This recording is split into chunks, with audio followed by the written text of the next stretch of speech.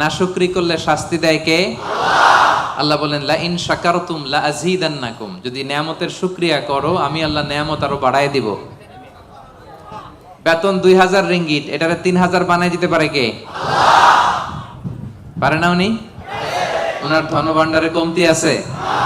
আল্লাহ বলে এই বানি আদম লাউ আন্না আউওয়ালাকুম ওয়া আখিরাকুম ওয়া ইনসাকুম ওয়া জিন্নাকুম কামু আলা সাঈদিন ওয়াহিদ, এই বানি আদম তোমরা সবাই মিলে বিশাল মরুভূমিতে দাঁড়িয়ে যদি আমি আল্লাহর কাছে চাইতে শুরু করো, আল্লাহ এটা দাও ওটা দাও এটা দাও ওটা দাও, তোমার যার যা লাগে আমি আল্লাহ সবও যদি দিয়ে দেই, আমি আল্লাহর ধনভাণ্ডারের 1 ইঞ্চিও কমবে না। কত বিশাল ধনভাণ্ডারের মালিক তিনি, ঠিক কি না? এজন্য শুকরিয়া করলে লাভ না লস? লাভ। শুকরিয়া করলে আমি নিয়ামত বাড়ায় দেব, না শুকরি করলে আমি আল্লাহ শাস্তি দেব। ইন্না আযাবি লাশাদীদ, আমি আল্লাহ সব সময় ধরি না, ধরলে ধরে ধরে ধরে না, ধরলে আল্লাহ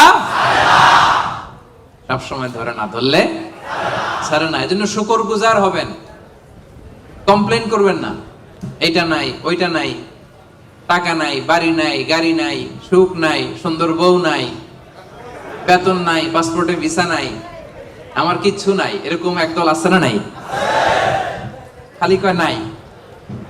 কিন্তু কত কিছু যে আল্লাহ দিয়েছে ওইটা লিস্ট করলে লিখেও শেষ করতে পারবো না, ঠিক কি না? আপনি টাকা চান, বাড়ি চান, গাড়ি চান, সুন্দরী বউ চান, এটা চান ওইটা চান। আপনি যদি ক্যান্সারে আক্রান্ত, ক্যান্সার একটা রোগ আছে না, দুরারোগ্য ব্যাধি, ক্যান্সারে আক্রান্ত কোন রোগীর বেডের সামনে যে দাঁড়ান, দেখবেন যে আহা কি কঠিন অবস্থায় সে আছে। কেমোথেরাপি দিয়ে তার দাড়িগুলো পড়ে গেছে, চুলগুলো পড়ে গেছে, চেহারাটা ফ্যাকাশে হয়ে গেছে, একেবারে লাস্ট স্টেজে চলে আসছে। আপনি যদি তারা জিজ্ঞেস করেন ভাই তুমি কি চাও, সে বলবে আমি শুধু বাঁচতে চাই। আপনি কি চান? না, আপনি তো বাঁচতে চান, আপনি তো বেঁচেই আছেন। আপনি টাকা চান, বাড়ি চান, গাড়ি চান, নারী চান, ক্ষমতা চান, ফলোয়ার চান, আপনি সমাজের দাপট চান। কিন্তু ক্যান্সারে আক্রান্ত ব্যক্তির কাছে যে জিজ্ঞেস করেন ভাই তুমি কি চাও, কি বলবে? বেঁচে থাকাটা তার কাছে স্বপ্ন। যে বেঁচে থেকে, সুখে থেকে, শান্তিতে থেকে আল্লাহ তাআলার দয়া তো নাজ নেয়ামত পেয়েও আমি কমপ্লেইন করি, অভিযোগ করি, আল্লাহ আমার এটা নাই ওইটা নাই, এটা চাই ওইটা চাই। কিন্তু ক্যান্সারে আক্রান্ত রোগী কিচ্ছু চায় না, ও শুধু বাঁচতে চায়। যে অবস্থায় থেকে মালয়েশিয়াতে আপনি নাশুকরি করেন, অনেকের কাছে এই অবস্থানে আসাটা তার কাছে স্বপ্ন। রাত জেগে তাহাজ্জুদের নামাজ পড়ে আল্লাহর কাছে দোয়া করে আল্লাহ মালয়েশিয়া যদি যাইতে পারতাম, ঠিক না? এই যে নতুন কলিং হয়েছে, আসবে না অনেকে? আহা, পাসপোর্ট দিয়ে রাখছে, ভিসা হয় না, দেখবেন রাত জেগে ও কাঁদে যে মালয়েশিয়া একটু আসতে চাই। কিন্তু আপনি এই মালয়েশিয়া থেকে খেয়ে পরে সুখী না, হ্যাপি না। তার মানে আপনি যে অবস্থানে থেকে অসুখী, এই অবস্থানে আসাটা অনেকের কাছে স্বপ্ন। কথা ঠিক কিনা? এজন্য প্রিয় ভাইরা, আজকের প্রথম take away message. Take away message মানে এমন মেসেজ যেটা সাথে করে নিয়ে যাওয়া যায়। আপনারা কি টেক অ্যাওয়ে বলেন না বঙ্কুজ? হ্যাঁ, বঙ্কুজ। বঙ্কুজ মানে কি? প্যাকেট করে বাড়িতে নিয়ে যাওয়া যায়। তো আজকে রাতের প্রথম বঙ্কুজ মেসেজ মানে টেক অ্যাওয়ে মেসেজ হচ্ছে আমরা আর নাশুকরি করব না, শুকরিয়া করব একজনের, তিনি কে? সব সময় বলবেন শুকর আলহামদুলিল্লাহ, আল্লাহ অনেক ভালো আছি, আল্লাহ অনেক সুখে আছি, অনেক ভালো আছি, আল্লাহ অনেক সুখে রেখেছে তুমি। সকালে, বিকালে, দুপুরে, রাতে, শীতকালে, গ্রীষ্মকালে সব সময় কি বলবেন? আলহামদুলিল্লাহ। আওয়াজ করে বলেন কি বলবেন? আলহামদুলিল্লাহ বললে লাভ না লস? একবার যদি আপনি আলহামদুলিল্লাহ পড়েন, এই আকাশ আর জমিনের মাঝখানে যত ফাঁকা জায়গা আছে পুরো জায়গাটা সওয়াব দিয়ে পূর্ণ করে আল্লাহ তাআলা আপনার আমলনামায় ঢুকাই দিবে। এজন্য বেশি বেশি শুকরিয়া করতে রাজি আছেন তো? আলহামদুলিল্লাহ, আল্লাহ তুমি কবুল করো। তাহলে the first and foremost message, takeaway message or the Bonku's message tonight is we'll praise to our Lord. We'll say alhamdulillah in every time, in every situation in our life. ঠিক কি না? যে কোনো পরিস্থিতিতে আমাদের মুখ দিয়ে বেরোবে কি? মনে থাকবে? আসুন আমরা সরাসরি কোরআন থেকে শুনি। সম্মানিত ভাইরা, আমি আপনাদের খেদমতে এই চমৎকার সন্ধ্যায় বা চমৎকার রজনীতে সূরাতুল আহজাব থেকে একটি আয়াত তেলাওয়াত করেছি। 35 নম্বর আয়াত। সূরার নাম সূরাতুল আহজাব, আয়াত নাম্বার 35। বলেন তো সূরার নাম কি?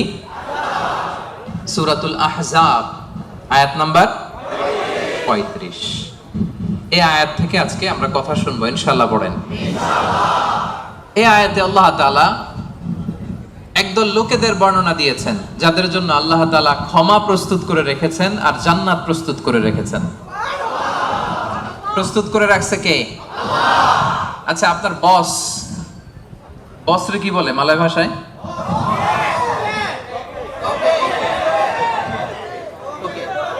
তোকে। আচ্ছা, তোকে বা বস। আপনার বস যদি বলে যে তুমি আসো, তোমার জন্য আমি খাবার বানায় রাখছি, কে বানায় রাখছে? বস। কেমন লাগবে আপনার? অনেক ভালো লাগবে। আপনার বস যদি বলে আসো, তোমার জন্য আমি একটা ডুপ্লেক্স বাড়ি বানায় রাখছি, তুমি থাকবে এটাতে, আসো, কেমন লাগবে? আর আল্লাহ তাআলা ঘোষণা দিচ্ছেন 10 শ্রেণীর লোক আছে যাদের জন্য আমি আল্লাহ ক্ষমা প্রস্তুত করে প্যাকেট করে রেখেছি। আমি আল্লাহ তাদের জন্য আজরান আযীমা, মহা প্রতিদান, মহা পুরস্কার, দ্য গ্রেটেস্ট রিওয়ার্ড তাদের জন্য আমি প্রিপেয়ার করে রেখেছি। পড়েন সুবহানাল্লাহ। 10 শ্রেণীর লোকদের জন্য, যাদের মধ্যে 10টা কোয়ালিটি আছে, তাদের জন্য আল্লাহ তাআলা ক্ষমা রেখেছেন আর আজরান আযীমা, মহা প্রতিদান রেখেছেন। এখন ওই 10 শ্রেণীর লোক আমরা হতে চাই কি চাই না? সবাই চান? এই 10টা অ্যাট্রিবিউট, 10টা বৈশিষ্ট্য যাদের জন্য আল্লাহ তাআলা ক্ষমা প্রস্তুত রেখেছেন, যাদের জন্য আল্লাহ তাআলা আজরান আযীমা, মহা প্রতিদান রেখেছেন, ওই 10 শ্রেণীর লোক হতে আমরা চাই কি চাই না? চাই। তাহলে মনোযোগ দিয়ে শুনুন। সূরাতুল আহজাবে আল্লাহ তাআলা 35 নম্বর আয়াতে 10 শ্রেণীর লোকের কথা বলেছেন, তাদের জন্য আল্লাহ ক্ষমা রেখেছেন মহা প্রতিদান। শুরুতে আমরা এই আয়াতের শানে নুজুল জানবো, কোন প্রেক্ষাপটে এই আয়াতটা নাযিল হয়েছে। বিষ্ণু ঈসা ইসলামের স্ত্রী উম্মে সালামা রাদিয়াল্লাহু তাআলা আনহা, উনি বললেন, ইয়া রাসূলুল্লাহ, আর-রিজালু ইউযকারুনা ফিল কুরআন ওয়ান নিসাউ লা ইউযকারনা। হে আল্লাহর নবী, কোরআনে পুরুষদের কথা অনেক বেশি বলা হয়, সাথে সাথে নারীদের কথা বলা হয় না কেন? নারীদের অভিযোগ আছে না নাই? এক বর্ণনায় এসেছে আম্মা জান উম্মে সালামা রাদিয়াল্লাহু তাআলা আনহা, আরেক বর্ণনায় এসেছে আরেকজন নারী। তারা এসে বললেন, ইয়া রাসূলুল্লাহ, ইয়া হাবিবাল্লাহ, আর-রিজালু ইউযকারুনা ফিল কুরআন ওয়ান নিসাউ লা ইউযকারনা। কোরআনের মধ্যে পুরুষবাচক শব্দ দিয়ে বেশি বেশি কথা বলা হয়, বর্ণনা দেয়া হয়।